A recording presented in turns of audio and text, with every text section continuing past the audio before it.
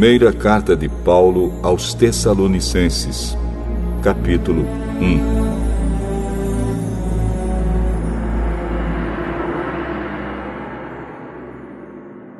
Eu, Paulo, e Silas e Timóteo, escrevemos esta carta aos irmãos da igreja da cidade de Tessalônica, a vocês que estão unidos com Deus, o Pai, e com o Senhor Jesus Cristo.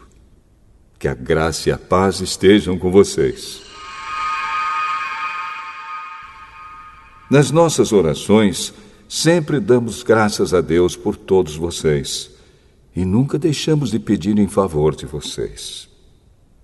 Pois lembramos, na presença do nosso Deus e Pai, como vocês puseram em prática a sua fé, como o amor de vocês os fez trabalhar tanto, e como é firme a esperança que vocês têm no nosso Senhor Jesus Cristo. Irmãos, sabemos que Deus os ama e os escolheu para serem dele. Pois temos anunciado o Evangelho a vocês, não somente com palavras, mas também com poder, com o Espírito Santo. E com a certeza de que esta mensagem é a verdade. Vocês sabem de que maneira nos comportamos no meio de vocês, para o próprio bem de vocês. E vocês seguiram o nosso exemplo e o exemplo do Senhor Jesus. Embora tenham sofrido muito, vocês receberam a mensagem com aquela alegria que vem do Espírito Santo. Desse modo, vocês se tornaram um exemplo para todos os cristãos das províncias da Macedônia e da Acaia. Pois a mensagem a respeito do Senhor partiu de vocês e se espalhou pela Macedônia e pela Acaia. E as notícias sobre a fé que vocês têm em Deus chegaram a todos os lugares. Portanto, sobre isso não é preciso falarmos mais nada. Todas as pessoas desses lugares falam da nossa visita a vocês e contam como nos receberam bem e como vocês deixaram os ídolos para seguir e servir ao Deus vivo e verdadeiro. Elas contam também como vocês estão esperando que Jesus, o Filho de Deus, a quem Deus ressuscitou, volte do céu. Esse Jesus que nos salva do castigo divino que está para vir.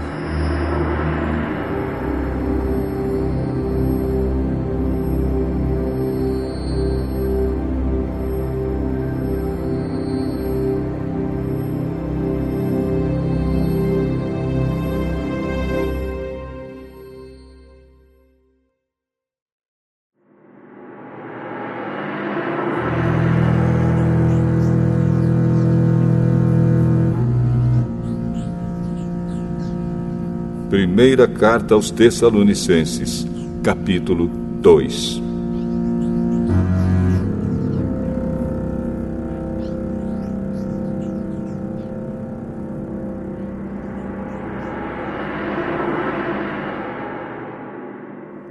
Vocês sabem muito bem, irmãos, que a nossa visita não ficou sem proveito. Sabem também como fomos maltratados e insultados na cidade de Filipos, antes de chegarmos aí em Tessalônica. Fomos muito combatidos, mas o nosso Deus nos deu coragem para anunciar a vocês a boa notícia que vem dele. Aquilo que anunciamos a vocês não se baseia em erros ou em má intenção, e também não tentamos enganar ninguém. Pelo contrário, sempre falamos como Deus quer que falemos, porque Ele nos aprovou e nos deu a tarefa de anunciar o Evangelho. Não queremos agradar as pessoas, mas a Deus, que põe à prova as nossas intenções. Pois vocês sabem muito bem que não usamos palavras bonitas para enganar vocês, nem procuramos tapear vocês para conseguir dinheiro. Deus é testemunha disso. Nunca procuramos elogios de ninguém, nem de vocês, nem de outros. No entanto, tínhamos o direito de exigir de vocês alguma coisa, por sermos apóstolos de Cristo. Mas, quando estivemos com vocês, nós fomos como crianças, fomos como uma mãe ao cuidar dos seus filhos. Nós os amávamos tanto que gostaríamos de ter dado a vocês não somente a boa notícia que vem de Deus, mas até mesmo a nossa própria vida. Como nós os amávamos. Irmãos, vocês com certeza lembram de como trabalhamos e lutamos para ganhar o nosso sustento. Trabalhávamos de dia e de noite a fim de não sermos uma carga para vocês, enquanto anunciávamos a vocês a boa notícia que vem de Deus. Vocês são nossas testemunhas, e Deus também, de que o nosso comportamento entre vocês que creram foi limpo, correto e sem nenhuma falha. Vocês sabem que tratamos cada um como um pai trata os seus filhos. Nós os animamos e aconselhamos para que vocês vivessem de uma maneira que agrade a Deus, que os chama para terem parte no seu reino e na sua glória. E existe outra razão pela qual sempre damos graças a Deus. Quando levamos a vocês a mensagem de Deus, vocês a ouviram e aceitaram. Não a aceitaram como uma mensagem que vem de pessoas, mas como a mensagem que vem de Deus, o que de fato ela é. Pois Deus está agindo em vocês, os que creem. Meus irmãos, o que aconteceu com vocês já havia acontecido também com as igrejas de Deus na Judéia, com o povo dali que pertence a Cristo Jesus. Vocês foram perseguidos pelos seus próprios patrícios, do mesmo modo que os cristãos da Judéia foram perseguidos pelos judeus. Foram os judeus que mataram o Senhor Jesus e os profetas e também nos perseguiram. Eles desagradam a Deus e são inimigos de todos. Tentam até nos impedir de anunciarmos a mensagem de salvação aos não-judeus. Com isso, eles completam o total dos pecados que eles têm cometido. Mas agora o castigo de Deus caiu finalmente sobre eles. Irmãos, nós tivemos de nos separar de vocês por algum tempo. Estamos longe dos olhos, mas perto do coração. Sentimos muitas saudades de vocês e gostaríamos de vê-los outra vez. Por isso quisemos ir até aí e fazer uma visita a vocês. Pelo menos eu, Paulo, quis fazer isso mais de uma vez, mas Satanás não nos deixou. Afinal, quando nosso Senhor Jesus vier, vocês e ninguém mais são de modo todo especial a nossa esperança, a nossa alegria e o nosso motivo de satisfação diante dele pela nossa vitória. Sim, vocês são o nosso orgulho e a nossa alegria.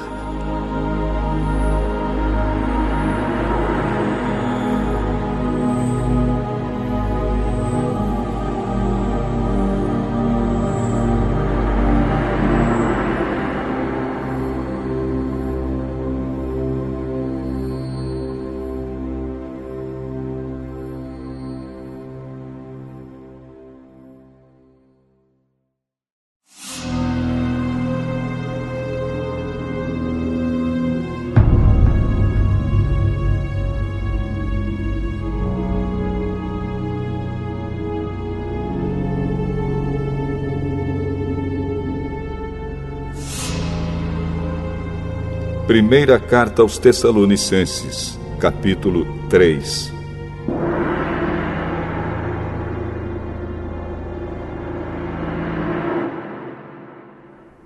Então não pudemos aguentar mais sem ter notícias de vocês. Por isso, Silas e eu resolvemos ficar sozinhos em Atenas e enviar a vocês o nosso irmão Timóteo.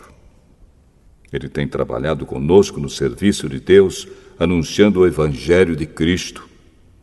Nós o enviamos para animar e ajudar vocês na fé, a fim de que ninguém fique desanimado por causa das perseguições. Vocês mesmos sabem muito bem que elas fazem parte daquilo que Deus quer para nós. Pois quando estávamos com vocês, nós os avisamos que íamos ser perseguidos.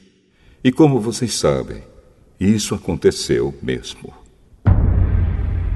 Por isso não pude aguentar mais sem ter notícias de vocês e enviei Timóteo para saber como vai a fé que vocês têm.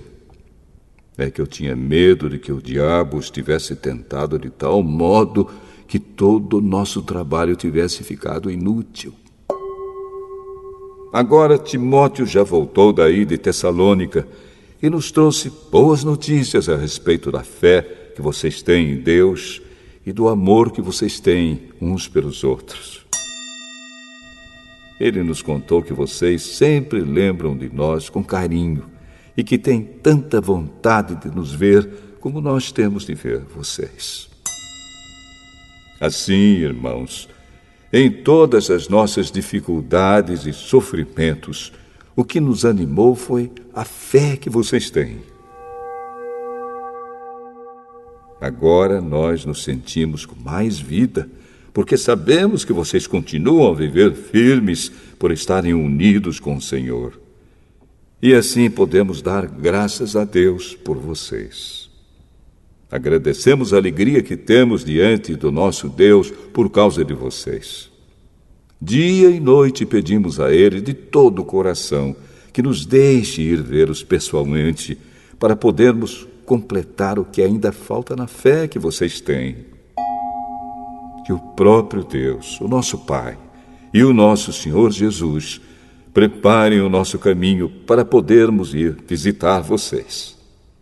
Que o Senhor faça com que cresça cada vez mais o amor que vocês têm uns pelos outros e por todas as pessoas, e que esse amor se torne igual ao nosso amor por vocês. Desse modo, Deus dará força ao coração de vocês, e vocês serão completamente dedicados a Ele, e estarão sem culpa na presença do nosso Deus e Pai, quando nosso Senhor Jesus vier com todos os que são dele. Amém.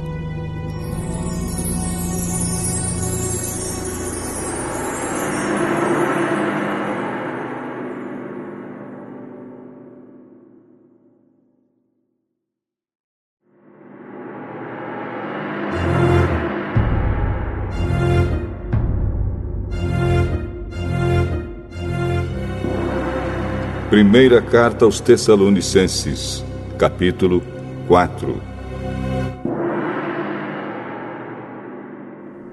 Finalmente, irmãos, vocês aprenderam de nós como devem viver para agradar a Deus. E é assim mesmo que vocês têm vivido. E agora pedimos e aconselhamos, em nome do Senhor Jesus, que façam ainda mais. Pois vocês conhecem os ensinamentos que demos pela autoridade do Senhor Jesus.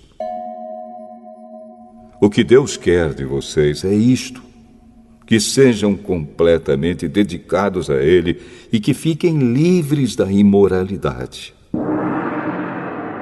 Que cada um saiba viver com a sua esposa de um modo que agrade a Deus, com todo respeito, e não com paixões sexuais baixas, como fazem os incrédulos que não conhecem a Deus. Nesse assunto, que ninguém prejudique o seu irmão, nem desrespeite os seus direitos. Pois, como nós já dissemos e avisamos a vocês, o Senhor castigará duramente os que fazem essas coisas. Deus não nos chamou para vivermos na imoralidade, mas para sermos completamente dedicados a Ele. Portanto, quem rejeita esse ensinamento não está rejeitando um ser humano, mas a Deus, que dá a vocês o seu Espírito Santo. Não há necessidade de lhes escrever a respeito do amor pelos irmãos na fé, pois o próprio Deus lhes ensinou que vocês devem amar uns aos outros. Pois é esse amor que vocês têm mostrado a todos os irmãos que vivem em toda a província da Macedônia. Portanto, meus irmãos, pedimos que façam ainda mais. Procurem viver em paz, tratem dos seus próprios assuntos e vivam do seu próprio trabalho, como já dissemos antes. Assim, aqueles que não são cristãos os respeitarão, e vocês não precisarão viver às custas de ninguém. Irmãos, queremos que vocês saibam a verdade a respeito dos que já morreram, para que não fiquem tristes como ficam aqueles que não têm esperança. Nós cremos que Jesus morreu e ressuscitou. E assim cremos também que depois que Jesus vier, Deus o levará de volta, e junto com ele levará os que morreram crendo nele. De acordo com o ensinamento do Senhor, afirmamos a vocês o seguinte: nós, os que estivermos vivos no dia da vinda do Senhor, não iremos antes daqueles que já morreram. Porque haverá o grito de comando, e a voz do arcanjo, e o som da trombeta de Deus, e então o próprio Senhor descerá do céu. Aqueles que morreram crendo em Cristo ressuscitarão primeiro. Então nós, os que estivermos vivos, seremos levados nas nuvens, junto com eles, para nos encontrarmos com o Senhor no ar. E assim ficaremos para sempre com o Senhor. Portanto, animem uns aos outros com essas palavras.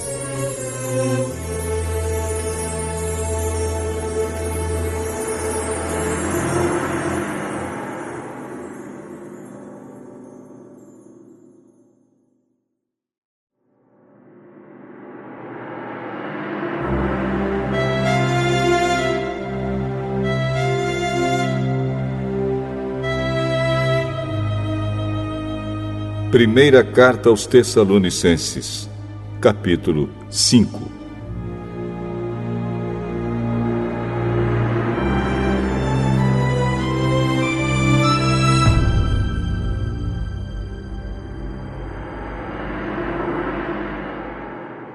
Irmãos, vocês não precisam que eu lhes escreva a respeito de quando e como essas coisas vão acontecer.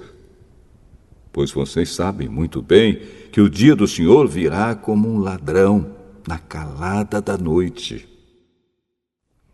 Quando as pessoas começarem a dizer: tudo está calmo e seguro, então é que, de repente, a destruição cairá sobre elas. As pessoas não poderão escapar, pois será como uma mulher que está sentindo as dores de parto. Mas vocês, irmãos, não estão na escuridão, e o dia do Senhor não deverá pegá-los como um ladrão que ataca de surpresa. Todos vocês são da luz e do dia. Nós não somos da noite nem da escuridão. Por isso não vamos ficar dormindo como os outros, mas vamos estar acordados e em nosso perfeito juízo. Os que dormem, dormem de noite, e os que bebem, é de noite que ficam bêbados. Mas nós que somos do dia, devemos estar em nosso perfeito juízo. Nós devemos usar a fé e o amor como couraça, e a nossa esperança de salvação como capacete. Deus não nos escolheu para sofrermos o castigo da sua ira, mas para nos dar a salvação por meio do nosso Senhor Jesus Cristo, que morreu por nós para podermos viver com Ele, tanto se estivermos vivos, como se estivermos mortos quando Ele vier. Portanto, animem e ajudem uns aos outros, como vocês têm feito até agora. Irmãos, pedimos a vocês que respeitem aqueles que trabalham entre vocês, isto é, aqueles que foram escolhidos pelo Senhor para guiá-los e ensiná-los. Tratem essas pessoas com maior respeito e amor, por causa do trabalho que fazem, e vivam em paz uns com os outros. Pedimos a vocês, irmãos, que aconselhem com firmeza os preguiçosos, deem coragem aos tímidos, ajudem os fracos na fé e tenham paciência com todos. Tomem cuidado para que ninguém pague o mal com o mal. Pelo contrário, procurem em todas as ocasiões fazer o bem uns aos outros e também aos que não são irmãos na fé. Estejam sempre alegres, orem sempre e sejam agradecidos a Deus em todas as ocasiões. Isso é o que Deus quer de vocês por estarem unidos com Cristo Jesus. Não atrapalhem a ação do Espírito Santo. Não desprezem as profecias. Examinem tudo. Fiquem com o que é bom e evitem todo tipo de mal. Que Deus, que nos dá a paz, faça com que vocês sejam completamente dedicados a Ele e que Ele conserve o espírito, a alma e o corpo de vocês livres de toda mancha para o dia em que vier o nosso Senhor Jesus Cristo. Aquele que o chama é fiel e fará isso. Irmãos, lembrem de nós nas suas orações. Cumprimentem todos os cristãos com um beijo de irmão. Peço com insistência, pela autoridade do Senhor, que esta carta seja lida para todos os irmãos. Que a graça do nosso Senhor Jesus Cristo esteja com vocês.